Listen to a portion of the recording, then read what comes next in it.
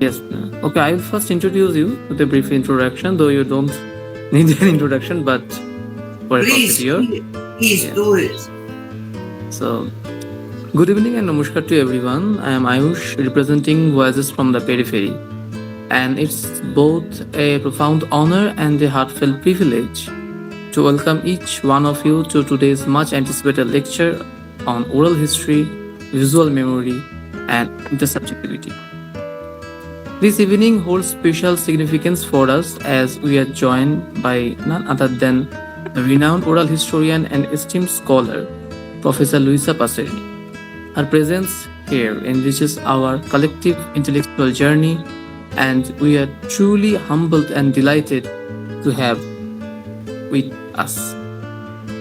Professor Passerini is a distinguished Italian cultural historian, internationally celebrated for her pioneering contributions to the fields of oral history, memory studies, and post-colonial cultural analysis.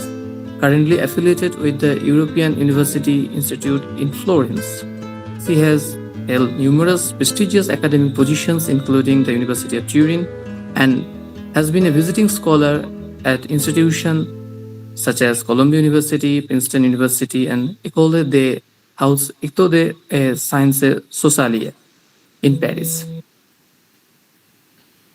She came to global prominence with her groundbreaking work, Fascism in Popular Working Class. Sorry, ma'am.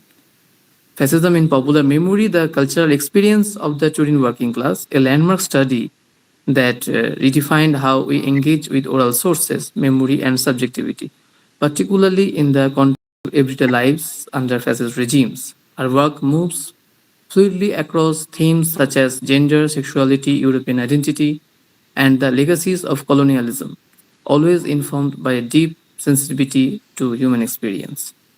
Professor Passerini's scholarship draws rich tapestry of disciplines: history, anthropology, psychoanalysis, and literary theory, imbued with the insights of post-structuralist and feminist thought. Her commitment to centering marginalized voices and to exploring the politics of silence, emotion, and resistance continues to challenge and expand the boundaries of historical inquiry.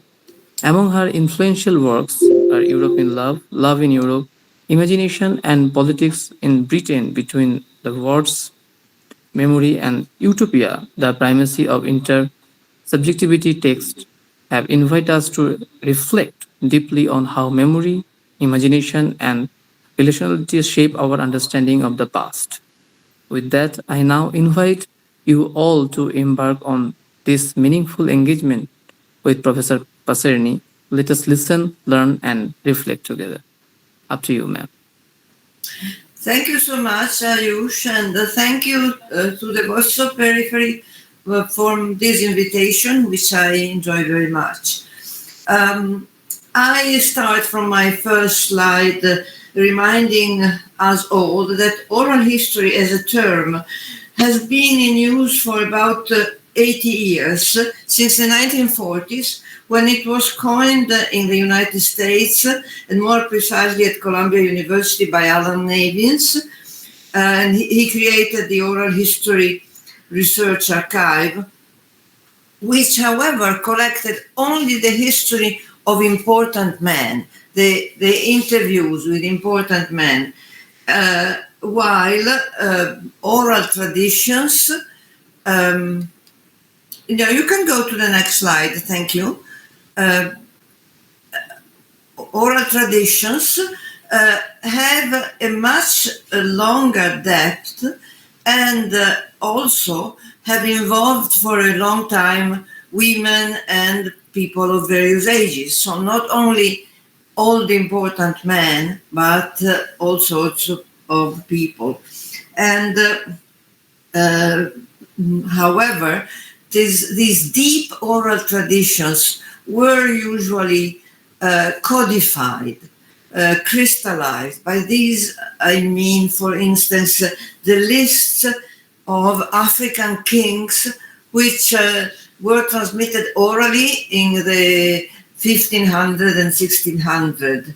They have been studied by the Belgian historian Ian Van Sina, who wrote the book Kingdoms of the Savannah, and also the other book, Oral Traditions as History. So there is a double type of oral history. The oral traditions, which are codified, and if you can go to the next slide, please.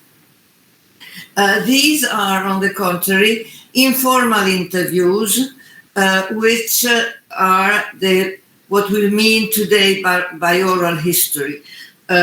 Interviewing people of all sorts of ways of life, not only important men, but women and children, even children. We have done oral history research in primary schools, for instance. Now, this image goes back to 1987, and here I am in the back, much younger. And these are women whom I interviewed on the 1st of May, which is, this was, there are mimosas in the back, mimosas. So that was the 8th of March, actually. And they had all been activists of the working class in the factories, the automobile factories in Turin. There were both collective interviews and individual interviews, as we see in the next slide. This, can you go to, here we go. This woman who had been a worker at Fiat chose not to be known by her name, but by a pseudonym, and her testimony was incorporated in the book Fascism in Popular Memory that Ayush quoted earlier on. So we can say that oral history had been in use for a long time, but without this name, and took up this name only in the 1940s and the 40s, and then however, in the 1940s, oral history was done by shorthand. People's testimonies were collected by writing, and therefore shorthand. Only in the 1960s, audio tape recordings became widespread, and later on, the tape recordings became also video. So this images I've shown until now to you indicate what I mean by intersubjectivity at the first level. At the first level, it means that two or more people are involved. And while the subjects of history can be many from the people, from various classes, from various genders, the term intersubjectivity covers all of them and develops towards a what I call a life history approach. Life history approach is a relatively free way of interviewing, in the sense that while sociology, and especially quantitative sociology interviews, are done with closed answers, people are asked to choose between a yes and no, or to give a very brief answer.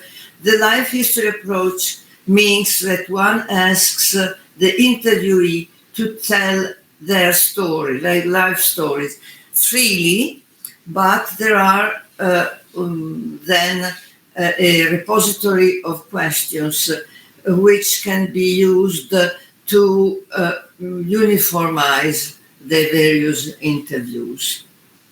So these slides that I've shown you till now are in fact the first one was traditional oral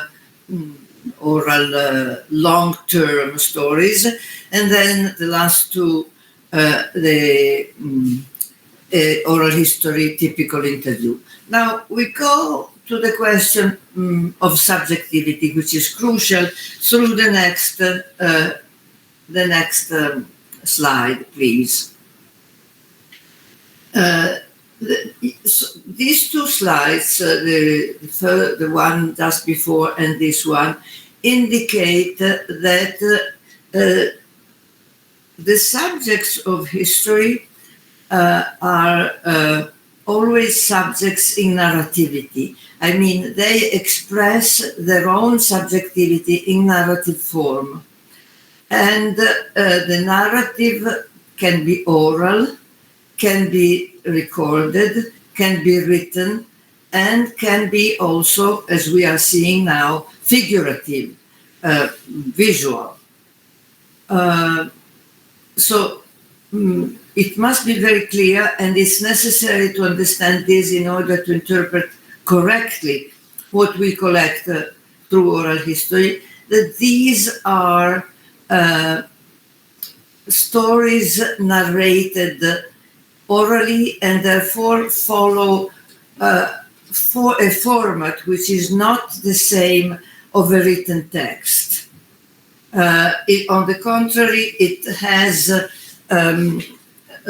formulas, it has expressions that exist in a fixed form since a long time. Like, let me make an example. When I would ask a person, could you tell me the story of your life?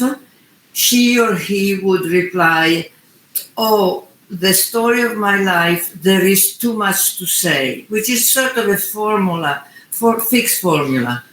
Or another typical reply was, my life, there is too little to say. So there is a sort of defense in the first reply. And then the person started telling the story. Now, in order to understand all this, I went to the work of anthropologists and the work of scholars of literary narratives, like Bakhtin. The next slide quotes the very important book by Mikhail Bakhtin. The other important book was the one on Rabelais and the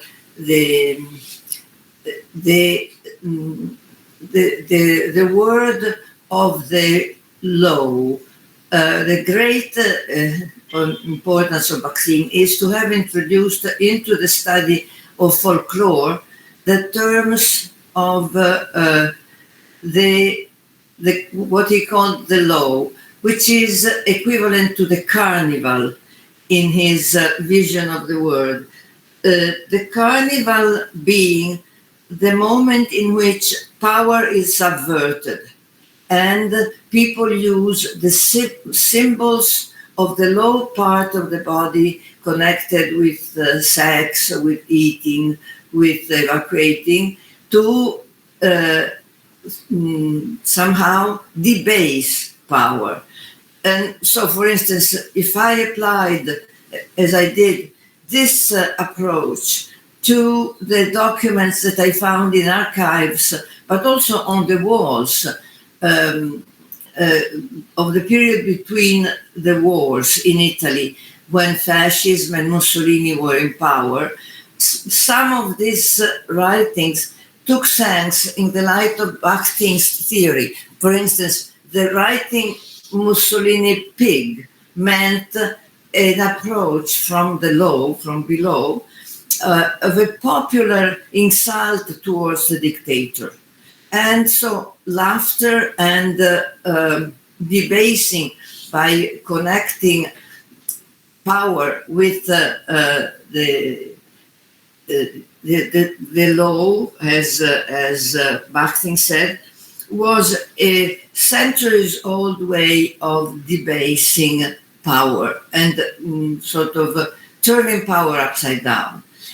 And it was a form of subjectivity, as Bakhtin said, subjectivity means to become the subject of one's own history. So if one is very low, is oppressed, and can do almost nothing to free themselves, then people can take an approach which is ironical, sarcastic, grotesque, that creates a climate of outrage towards power, and this cannot be done alone. Subjectivity cannot be self-sufficient. Subjects are always in touch with each other. So, as Bakhtin said, subjectivity is always placed within an intense relationship with another subjectivity. And this, again, means intersubjectivity. So this is a background, somehow, of my research through the years. And the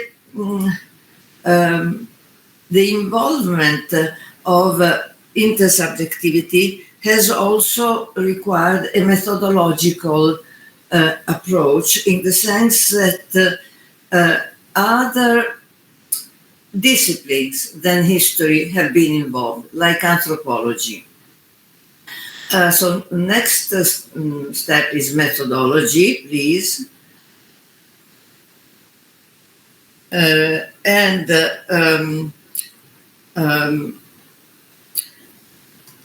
methodology implies that subject. We are still on Bakhtin for a moment. The dialogical imagination means that even works of imagination are dialogic. They are based on dialogue, so they are based on intersubjectivity. And as I was saying, we can go to the next slide. In these two books, I tried to put this into practice. Memory and utopia means memory of the past, and utopia as a projection towards the future, not necessarily real, but real in the imagination. And the primacy of intersubjectivity, in the sense that from the very beginning, even the baby, the newborn baby, has to develop a relationship of intersubjectivity with their mothers, or those who substitute the mothers, in order to create language. And otherwise, he or she cannot become a subject without this intersubjective relationship. I went on. I want to present this other book of mine, which is the effort to explain through the paradigm of conversation the relationship with visual memory, between the visual and the oral. And I will come back to this, but now I will go on to the anthropological that I have. Next slide, please, which is still on, please. Here we are. This is the anthropological school I was inspired with, the Manchester School in the UK, founded by the anthropologist Max Gluckman, and animated by Clive Mitchell, John Barnes, and Elizabeth Bott. Now, they were all sociologists and anthropologists who developed the micro approach called situational analysis. which is very useful for oral historians. From one micro situation, particularly they were working on Africa, so it was in Zambia, in South Africa, in Zimbabwe, which was then called Rhodesia. They would start from a micro situation like a dance, the Kalela dance, and construct the analysis of colonialism, going from micro to macro, and situating a micro episode like a dance into the history of colonialism. The dance reproduced the relationship between the original inhabitants of Africa and the colonialists, the British. So the movements, the imitations were all a form of denunciation, and also of sort of a, as I was saying, ironical, making fun of their own oppression. So it was exactly in the terms of Bakhtin.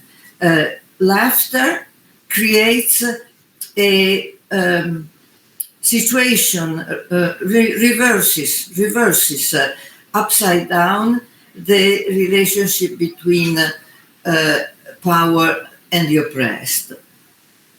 Now, the Manchester Anthropological School used the network analysis as a way of understanding social situations. If you go to the next slide, please, you will see that these are formalizations of networks. In this case, Elizabeth Bott studied proletarians in the UK, and she tried to indicate by, you see the black dots and the other dots indicate, the black dots indicate members of a family. The other dots with the hole in them indicate a partner which has been introduced into the family by marriage, and then the gray ones are friends and other people. Here are represented all the links between people. The black dots are people, and these are links between them. What Elizabeth Bott found out was that, considering a couple, for instance, a husband and wife, the relationship between them was more segregated, I shall explain this term, if the circumscribing networks were dense. I mean, if these networks were very close, very in contact and daily contact, this meant that the wife and the husband kept their roles as feminine and masculine as segregated, distinct, segregated in the sense of distinct.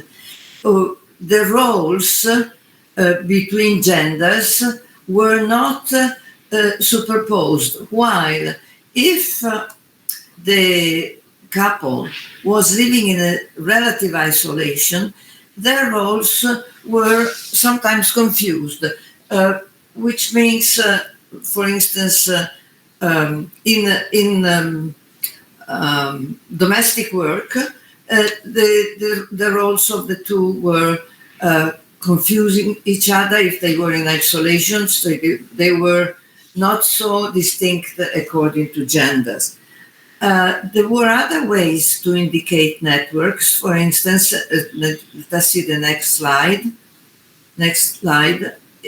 These are this is the formalization of a genealogy, and you see the anthropologist can choose the anthropologist can choose the way of formalizing the relationship. You can see that here, for instance, this type of parentheses indicate an actual kingship, and this one indicate an intra-village marriage. So different types of kinship and marriages are indicated by the anthropologist and studied in this way. What I tried to do was to, let us see one more slide, the next one. Yes, here there is the formalization of a complex network between two persons, Abraham and Donald, and they are connected not only by a direct relationship, but also by indirect ones. You see, with the people who are isolated outside their networks. But I want to show you especially the next slide, where we have, the next slide, please, where we have what I try to do, drawing the network of feminist collective in an Italian region in the 1970s. And each of these writings indicates one collective, some of which were coordinated between them, and some were simply derivative from the other. So that this is a whole network of feminist groups that, for instance, women from this group were indirectly in a relationship with this one. They were in different towns, but they had still a network of solidarity and could get together, for instance, for a demonstration in the streets and in the squares. So network is an important category for analyzing the relationship, because they are stable. They are like the structure of socialization, of solidarity, and not only in the sense of family, but also of friendship and other forms of links. If from all this, what emerges is the question of relations. People are always linked by different forms of relations. I have applied this idea also to art and aesthetics. So there are forms of relational art. One special example is in the next slide, please. Here is a woman who lived in Sardinia, a very simple woman. She was a farmer, but she was also an artist.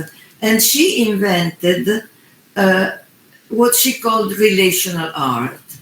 If you show the next slide, please, we see her working in Sardinia, in her village Ulassai, with a performance which became a collective performance called Tying Ourselves to the Mountain. The art critic Nicolas Bourriaud called it so in 1998. She used a light blue ribbon, long 27 kilometers, connecting all the houses in the village with the mountain, and developing. This was a performance in which the whole village was involved, stretching this kilometers-long ribbon to connect all the houses among them and to the mountain, a way to show how people cannot exist one without the other. Now, contemporary artists have taken up this idea and have done similar installations or performances. The next slide, please. This is the artist Binta Diop, who was born in Milan, but her parents were originated from Senegal, and she understands the word. You see that she is rather young. She understands the word as a diaspora in the sense of a weaving of relationship. So this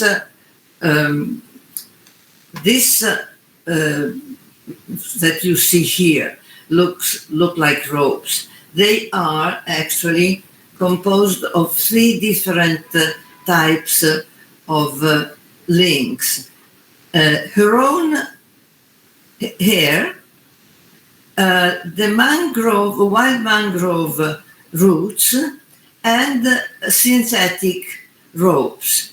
And these three elements from nature, from human body, and from synthetic world are used to create a series of links in a room. And she has explained this work of hers by saying that the word, to be born into the world, means to be born into relationships. And nobody cannot live out of relationship. The next step to this understanding the world as a weaving of relationship is visual memory, adding visual memory to oral history. If we go to the next step, the next slide, sorry. Can we see the next slide? Yes. This last part of my talk refers to a research project that I developed for the European Research Council on migration. And it has to do with, it was called Bodies Across Borders, Oral and Visual Memory in Europe and Beyond. And it proceeded this way. We were in a group of 7 people, and we interviewed migrants. By the way, they didn't always like to use the term migrant. They preferred travelers or mobile subjects, and asked them to draw their itinerary of migration. Therefore, what you will see now are very simple drawings by persons who do not have any particular competence in painting or in drawing, but who have expressed in visual terms as required their own itinerary of migration. Can we see the next slide? Okay, this is a drawing by Leonardo Puris from Latin America, and more precisely from Peru. You see that this is not a traditional traditional Western geographic map. It is drawn by him on the basis of his what we call the emotional geography. And the emotional geography in this case includes 3 continents, South America, Africa, and Australia, while Europe, which is the place of arrival of the migration from Latin America, is reduced to the 3 countries that Leonardo Puris went through, the country of Spain, France, and Italy, which is colored because it's the place where he stopped and settled down. And the rest of Europe is forgotten, except for Russia, which is indicated as a vast and vague also area of land. Now, this is also, this map also includes a little drawing of an airplane, because this, you went this way by plane and then proceeded again by plane from Spain to Italy. I think that you have now an idea of what I mean by emotional geography. And this will become even more clear with the next slide. Please. Here, this is a slide by a woman. She represents herself here with her children. She indicates she is from Ecuador. She is from Ecuador and indicates this. The blue, the prevalence of the blue indicates the sea, but it does not correspond to actual geography. It's the other way around, because Amsterdam is actually to the north of Peru, and here it's to the south. And then Turin is exactly reversed.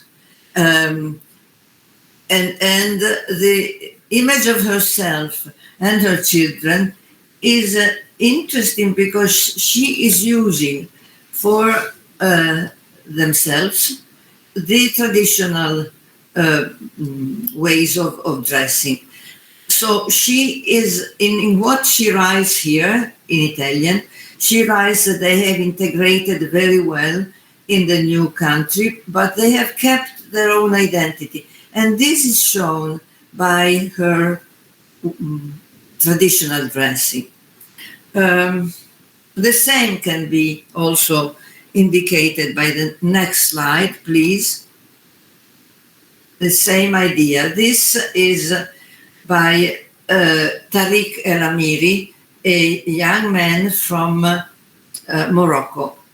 This is Morocco, and this is the Mediterranean, but actually it's not represented like the actual Mediterranean. This is the Atlantic Ocean. And he indicates it as il mare, the sea. But his own country is detached from Africa. It gets particular important, much more important than the rest of the continent. And then the geography that he illustrates are Spain, France, and Italy, again, because these are the areas where he went through. And there is a train, because the train connected Barcelona and Turin. On the contrary, this black line is a part of the trip that he did on foot, which was particularly painful and difficult. It was about 40 kilometers by foot. So he has indicated it as the most vivid and, in his oral narration, tragic part of the trip. I hope that you have got some idea of the complications to interpret these maps, because they are not as naive as they seem. All of them have a particular meaning that they have relevancies, types of relevancies which are indicated by the choice of colors, by the choice of how big or small each of the things is, and they are always complemented. I have tried to substitute the oral narrations that complement these visual stories. They are always complemented by narratives. A last slide I borrowed from. Can we see the next slide? The next slide, not the next, which is actually the last one. Here it is. This is an image that I borrowed from Pala Bairaglia. Sorry for pronouncing your name in an Italian way. And this type of image was used as a flyer for announcing my talk. I found it very significant because it is a monument that evokes a story, another narration, of two ships sent by Britain to try the Northwest Passage through the Arctic, and the two ships were called Erebus and Terror, both names being ill-fated, in fact, because the two ships remained blocked in the ice, and the entire equipage, all the men who were about 130 died because they couldn't reach the land and find food, or they died of scurvy, the illness that is due to lack of vitamin.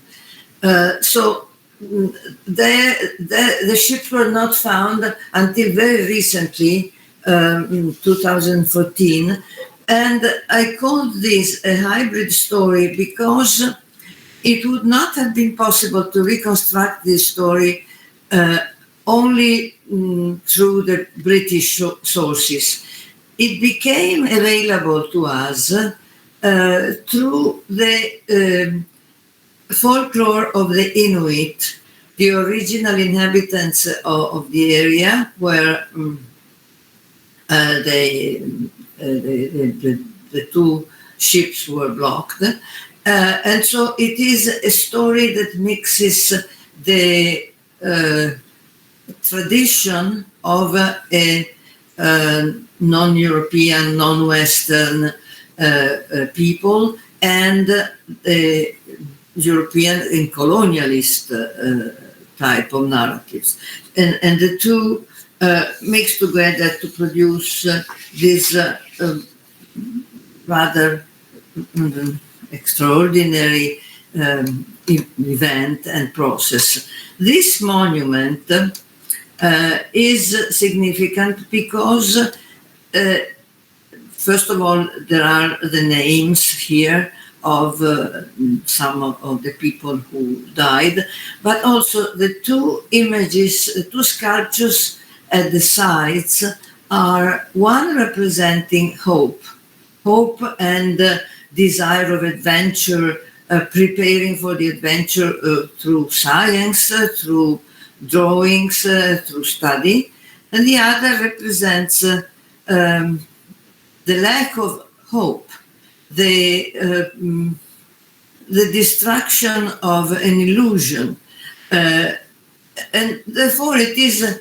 particularly rare to find. I think Palab has been very capable to find this image because it is a story of a mixture of hope and disillusionment and a failure, the failure of a colonial enterprise. So this image brings together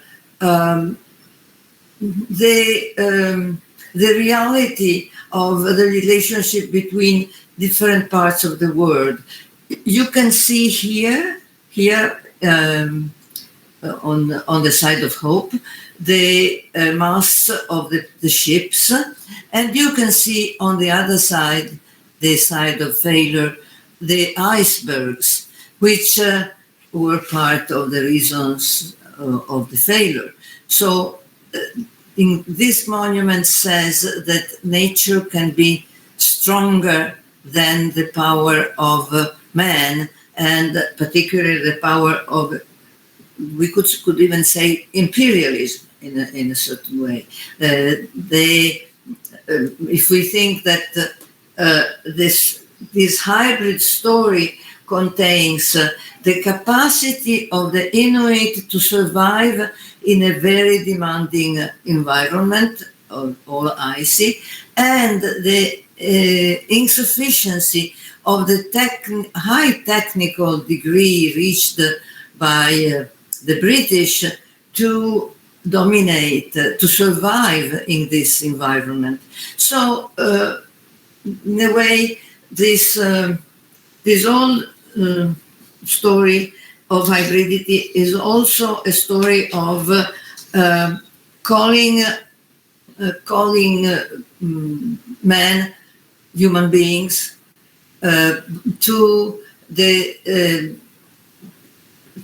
realizing a relationship of agreement, of reciprocal respect between nature and human beings.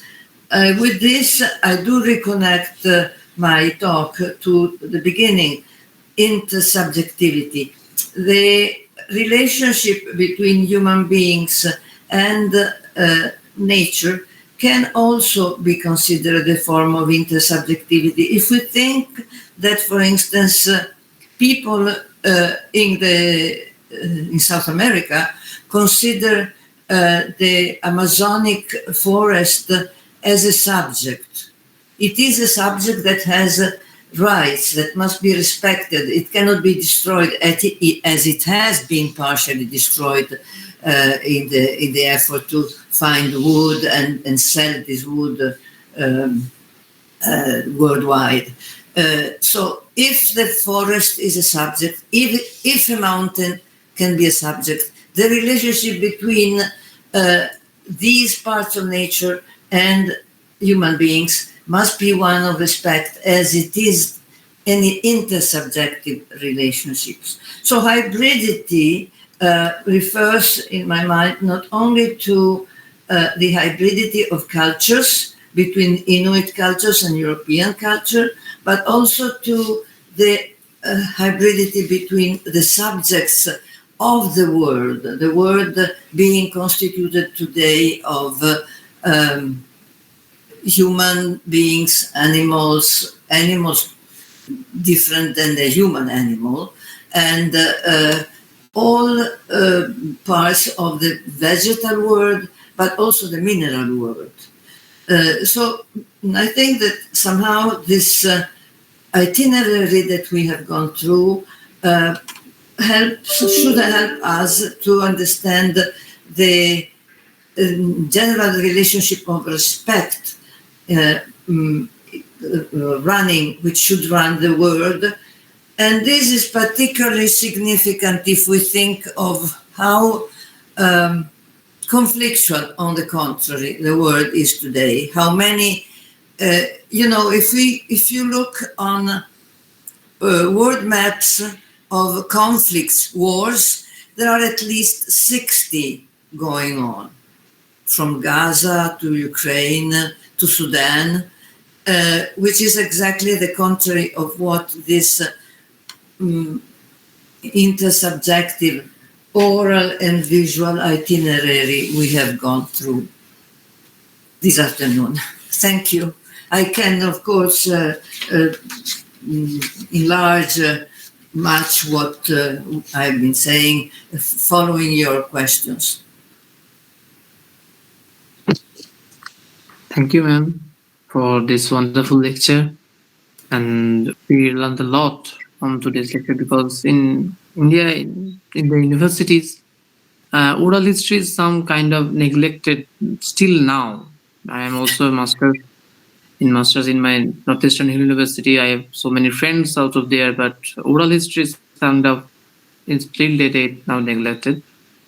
Thank you for this wonderful lecture. Now I will request our audience to unmute themselves if they have any questions, any queries, even if you are seeing the lecture from our YouTube channel. They can also post their questions on the YouTube chat box. We will read out the questions for you to ma'am and who are joining in this Google Meet. They can unmute themselves or they can also write their questions into the Google Meet chat box. I will read out for ma'am. Whatever you prefer, let us see whether anybody wants to pose a question or a comment, or yourself. I mean, maybe. So, yeah, first of all, I have just one question, ma'am. Can I ask you, ma'am, directly? Please do. Oh, Please. my question is, ma'am, I mean, to just a minute, ma'am. Yes. I mean, to what extent, ma'am, can oral history ever transcend the performativity of memory and narrative reconstruction, given that the act of remembering is always already meditated by the present, both in terms of subjects' positionality and researchers' interpretive frame? Is the pursuit of authentic, I mean, the real authentic oral testimony fundamentally paradoxical? I understand the question because we oral historians have been asking that for a long time. You see, at the beginning, well,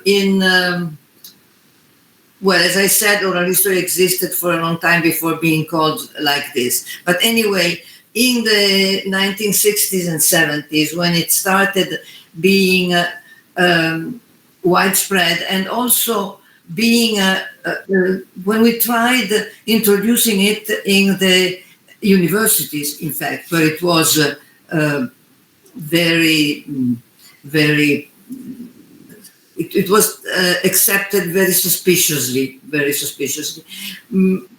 But you see, the question is, it is not, as some of the original, of the first oral historians said, more authentic. It is not the true voice of the past. On the contrary, because there is no true voice of the past. The voices from the past are many and must be combined critically among themselves in order to reach a clearer reconstruction of the relationship between the past and the present. It is not that history produces a reconstruction of the past. History establishes a clearer relationship between the past and the present, and possibly something towards the future. Can you see the difference? Is the difference clear? I don't reconstruct the past. I do establish a link with the past. I find the origins of some of the present problems and realities in the past. So I establish a link, a relations. And this is not necessarily authentic. It is, there is not a unique rendering of the French Revolution. There have been many. And each one of them gets closer to understand one aspect of the relationship between that event and us and everything else that happened in the future.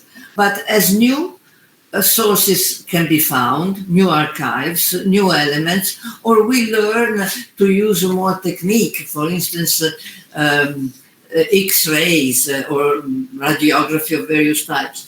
We understand new aspects, and therefore we rewrite the history of the French Revolution in a way that is more significant to us. And the authenticity is the degree to which there is a correspondence between our past and our present. So we have to accept, first of all, that history is subjective, is done by subjects in the first place. Women and men make history. And historiography also is done by subjects, we historians, but with the help of anthropologists, sociologists, and so on. So it is something in continuous becoming, in theory, in changing.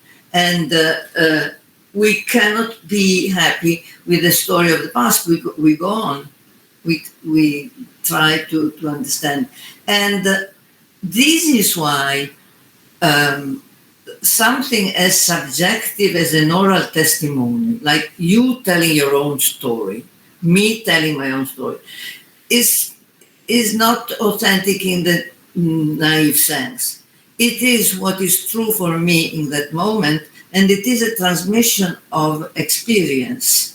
And it can be, I must use it in the frame of subjectivity and in the frame of intersubjectivity, because even when you study, you find a manuscript of the 1930s or even earlier, the 1600s, and there you establish an intersubjective relationship between you and your knowledge and the knowledge accumulated by your disciplines, because philologists have learned how to understand certain words and so on, and have translated this to you.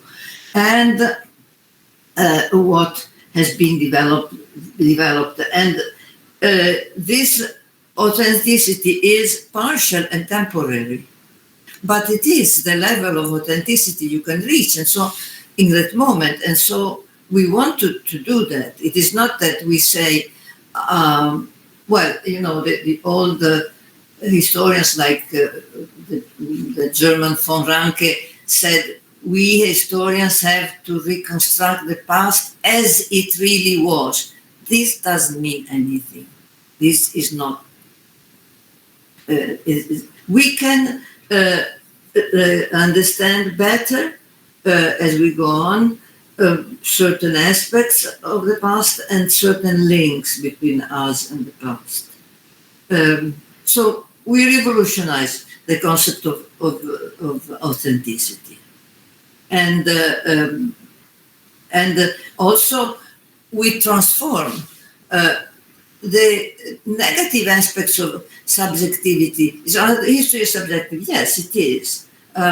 But we recognize this and we make a positive element of it.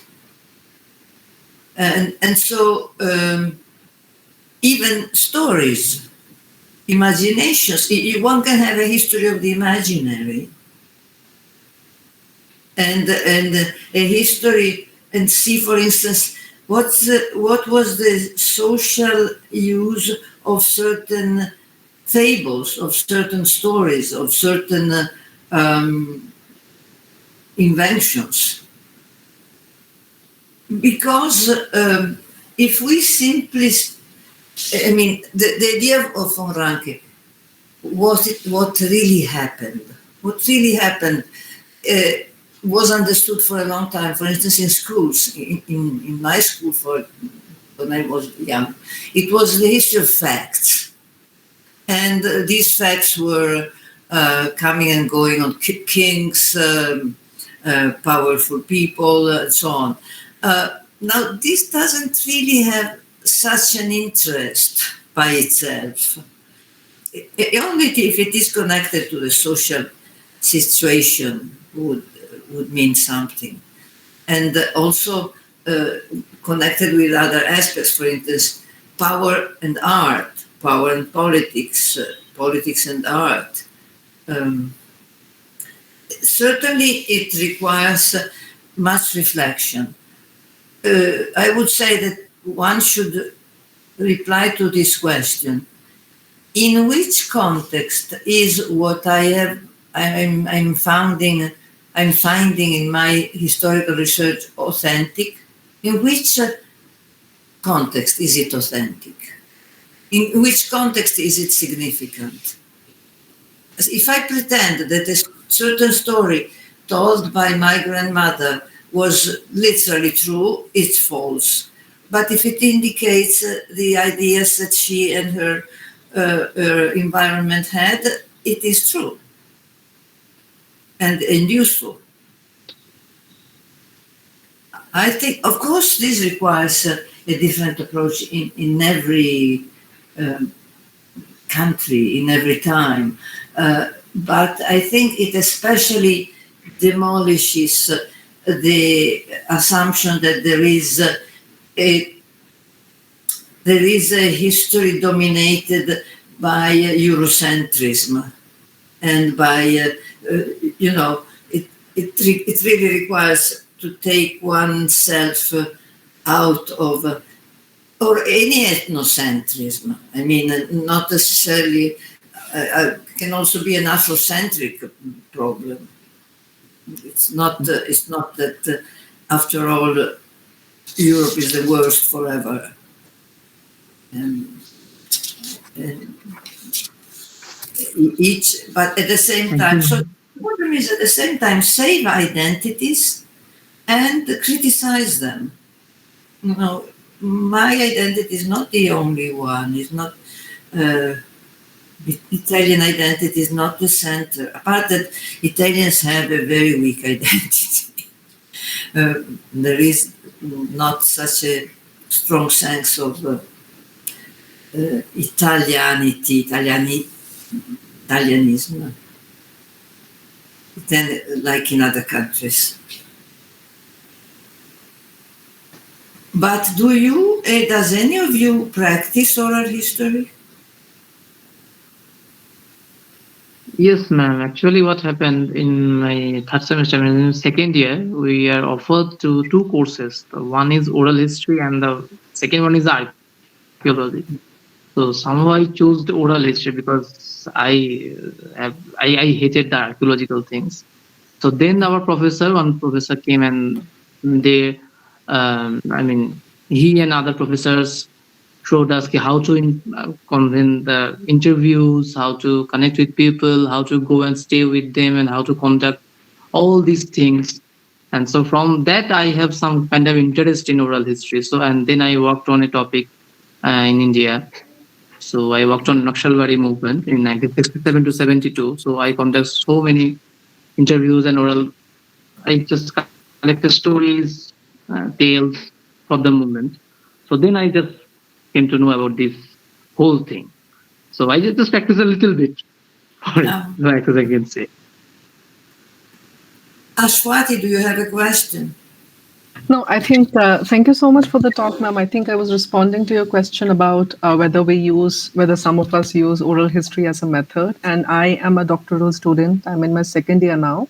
And methods from oral history and memory studies form a fundamental part of my methodology or methods for my research question or research topic.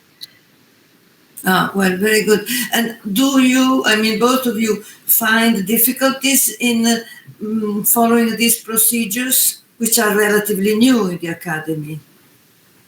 Ayush, if I may reply, would you want to go first? Why don't you go first? Yes. I haven't started my field work yet. So we have something called a protocol presentation, which is like a checkpoint, which happens after we complete our coursework. And hopefully I'll finish that next month. So maybe in 2 to 3 months, I can actually start the field work once I have the ethics clearance, which is an important part for conducting interviews with human participants. Mm-hmm. So let me know how it goes. Definitely, for sure. In fact, I was just wanted to add to what Ayush was saying. I think something that I read as a part of my coursework was the death of Luigi Trastulli and how the subjectivity of certain events with respect to timelines and a collective memory, and how dates and events can be different for, I wouldn't say different sets of people, but I think Portelli's work that way is very significant in showing the subjectivity of memories and the fractured nature of memory, if I may use that word. Right. Although working in two different disciplines, Portelli and I have been considered the parents of oral history in Italy. But Sandro is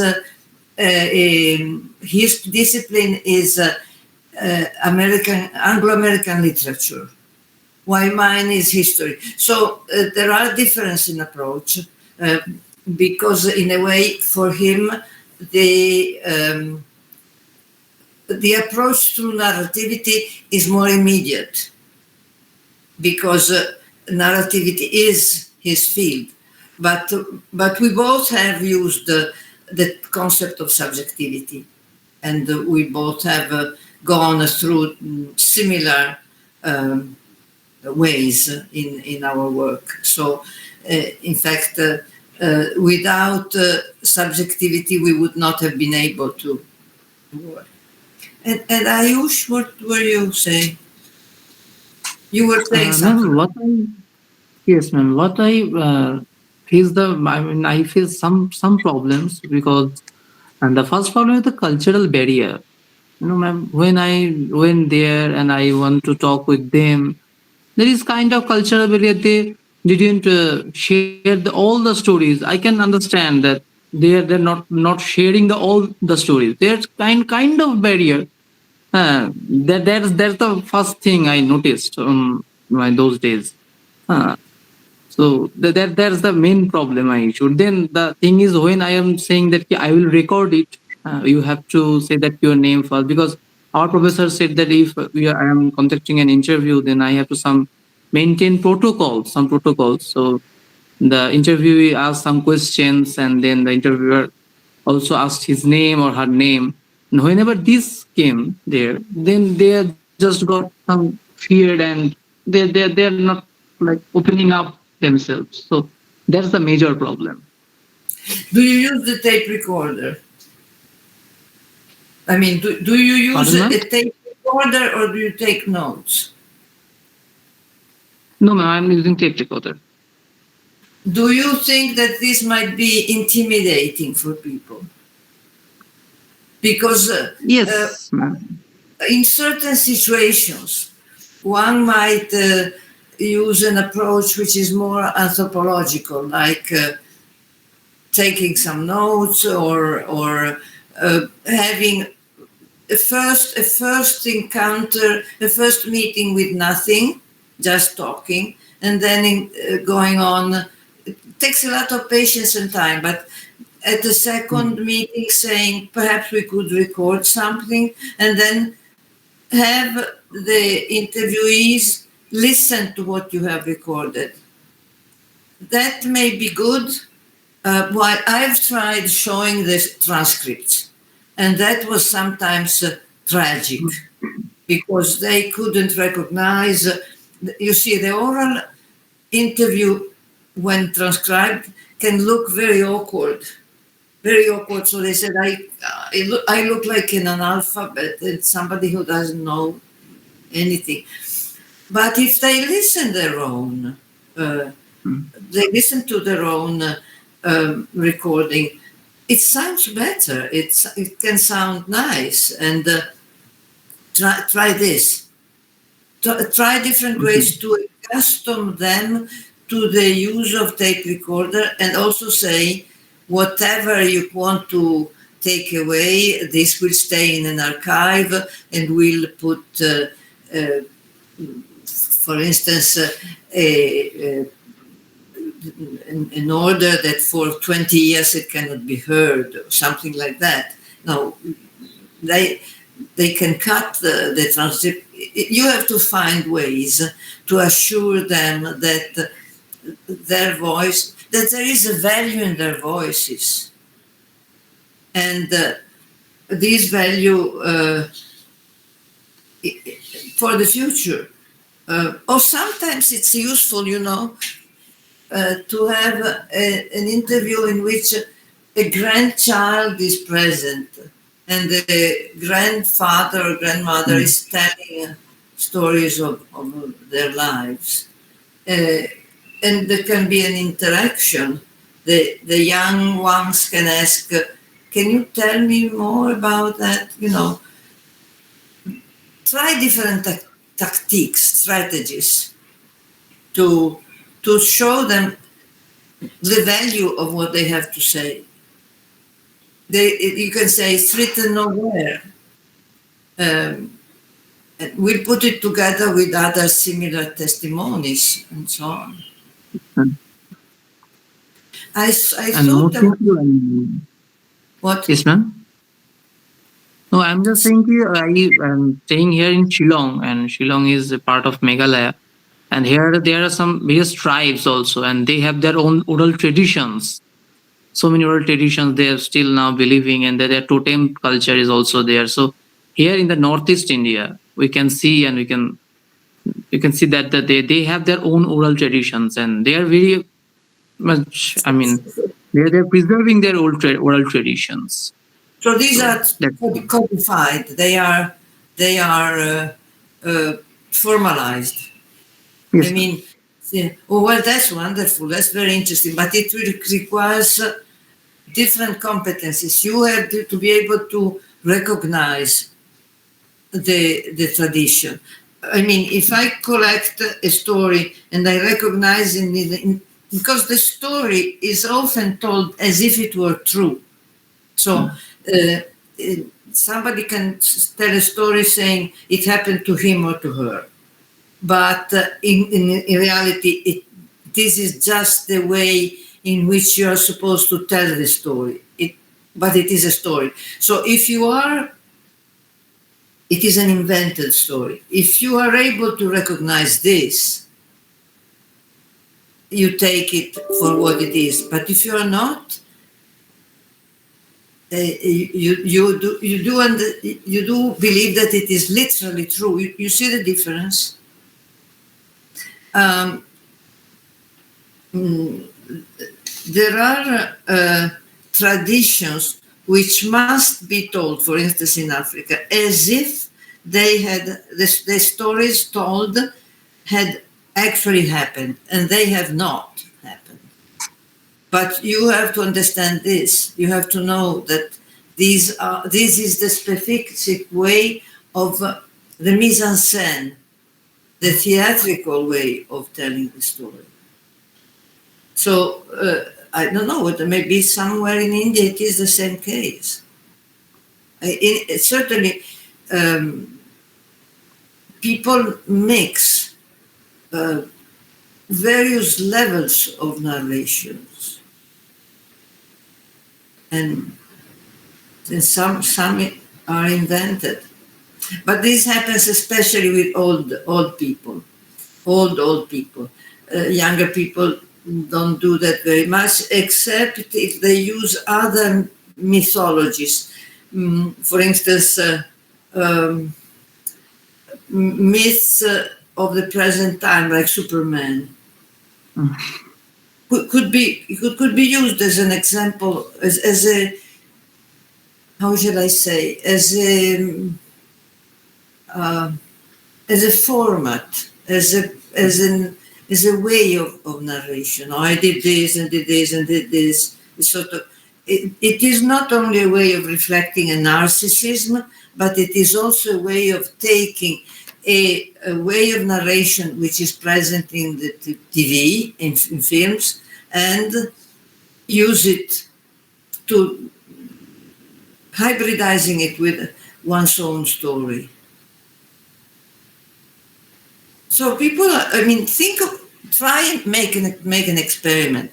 I did make myself interviewed by somebody younger, and I found that I was not telling literally the truth.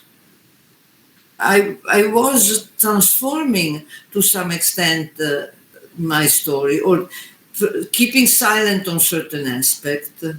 Um, Giving more importance to other aspects, and uh, not thinking that I should provide a literally true story. I was presenting myself, so I don't mean I lied. I don't mean I lied. But if you do this experiment, actually, I absolutely suggest that you get yourself interviewed. because it's not, I mean, on this line of what's the story of your life? Very different ways of doing it. Very different. Not necessarily, some people start from the beginning, I was born, others don't. That would be an interesting exercise.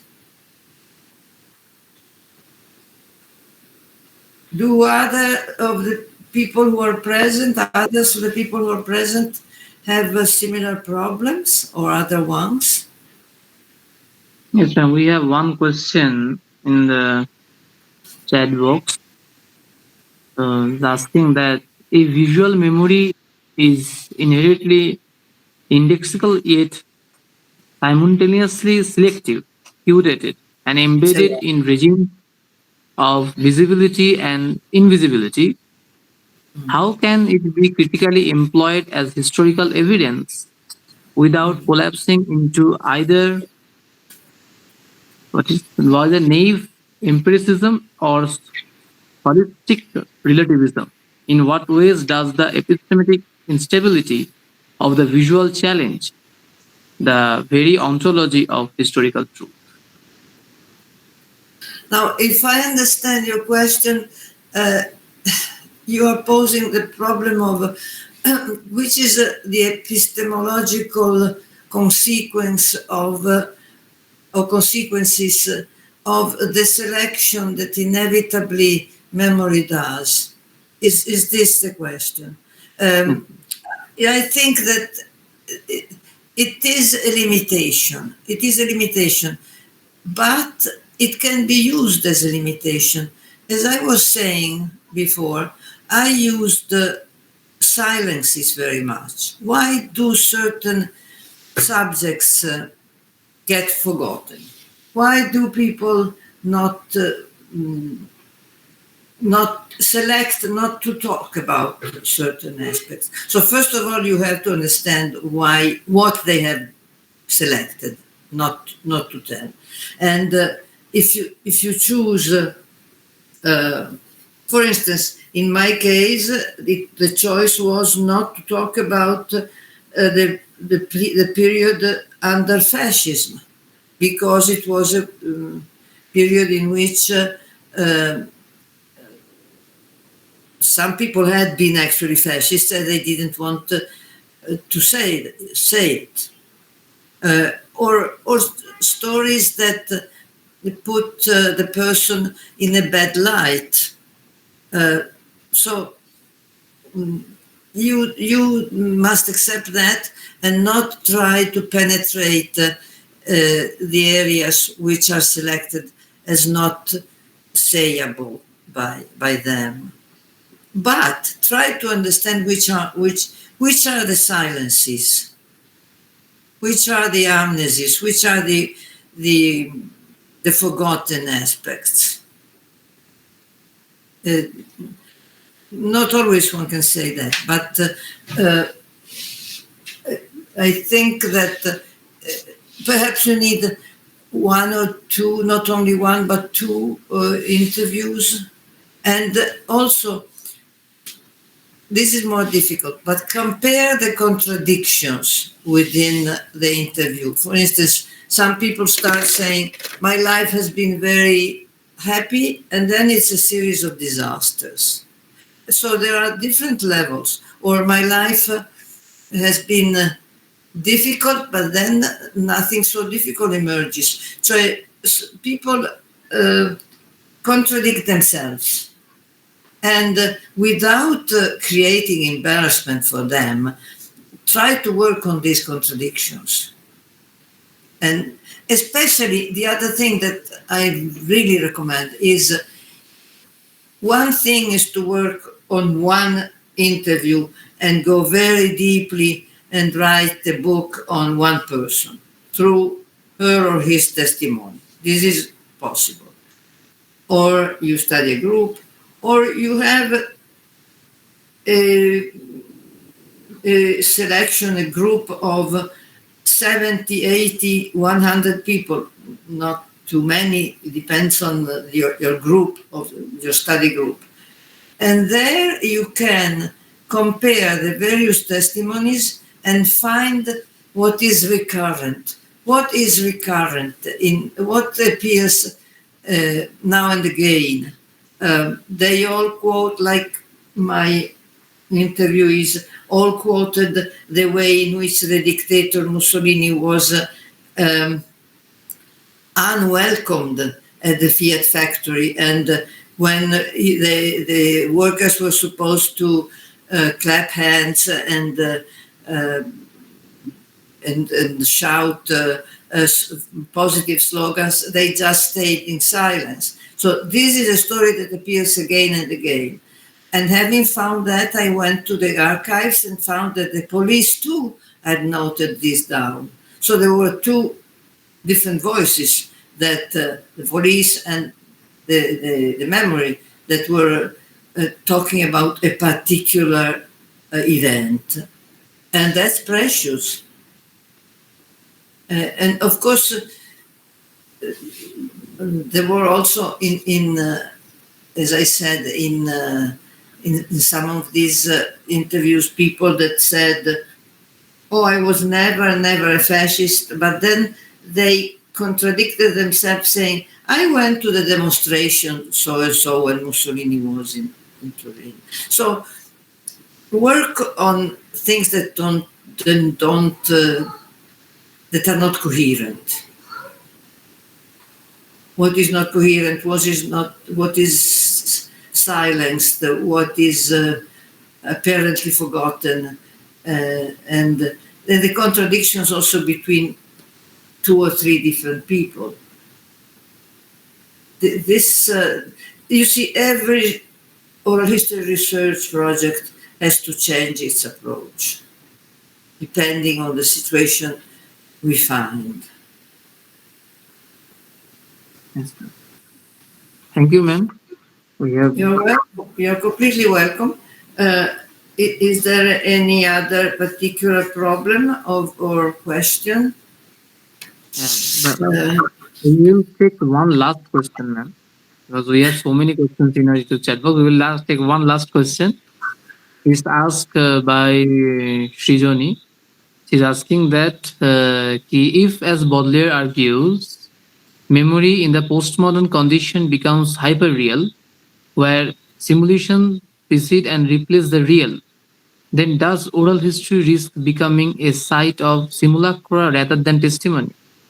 Is the, in quote, voice in oral history merely a recursive echo within the hyperreal, producing not memory, but its ideological performance? It's our last question for today, ma'am. Hypermemory and simulacra. Yes, well, of course, this can be the case. And I see it as an example of the fact that every one of us inserts herself or himself in a tradition of orality. So, for instance, my grandparents would have told their own stories following some ancient traditions that they had been transmitted to. While I have been influenced by the narratives, the films, for instance, of the 1960s and 70s, also the events of 1968 and the students' movements and the various movements.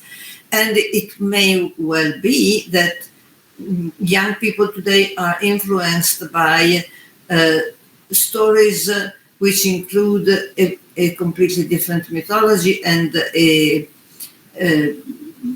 series of elements which are hyper-real, as you said. So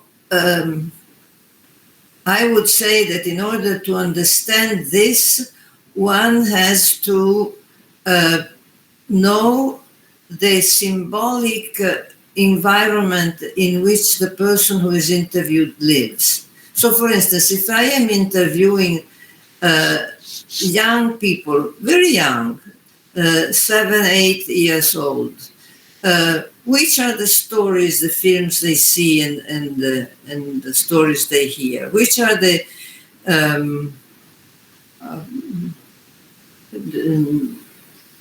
myths they live by? Which myths are theirs? And which are the heroes in their imagination?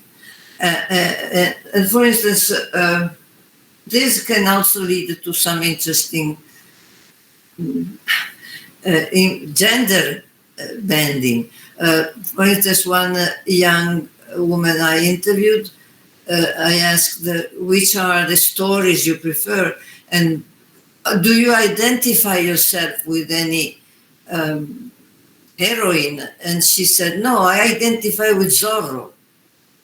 Do you know the myth of Zorro? Zorro is I think, Latin American figure. It's a man with a great, always with a mask and on a horse, very courageous, very heroic, but male.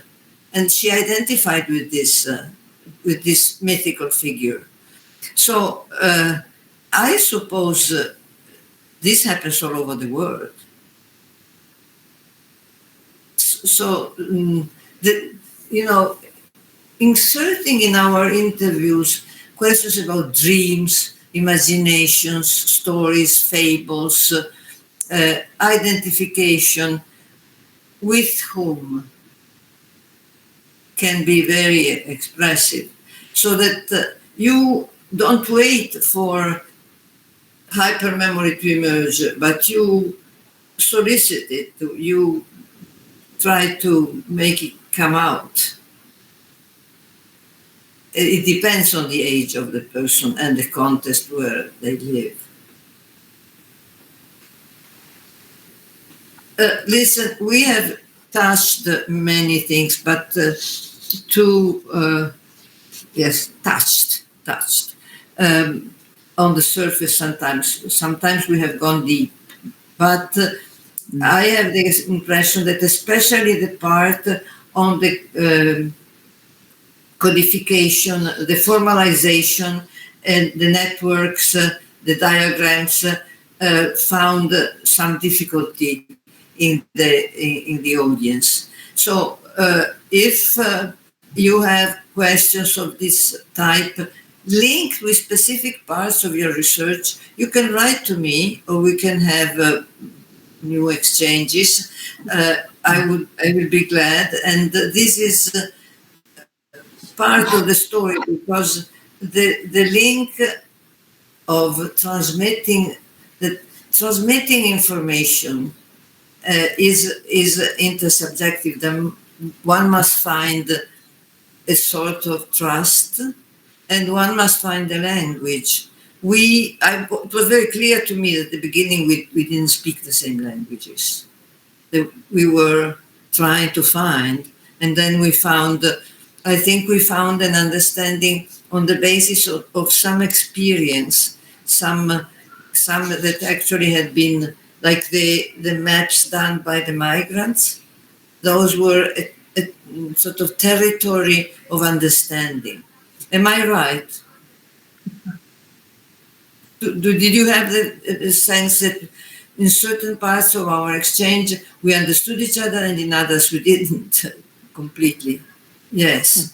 But that is normal. It's important to recognize it and eventually fish out the parts where we didn't understand each other and put them on the table again. So the voices from the periphery may become the center voices, the voice of the center. And this is what is going to happen in our time. It has started time ago, this process, that the periphery and the center are inverted, or the relationship cannot be the same. It cannot be, these terms are no longer adequate.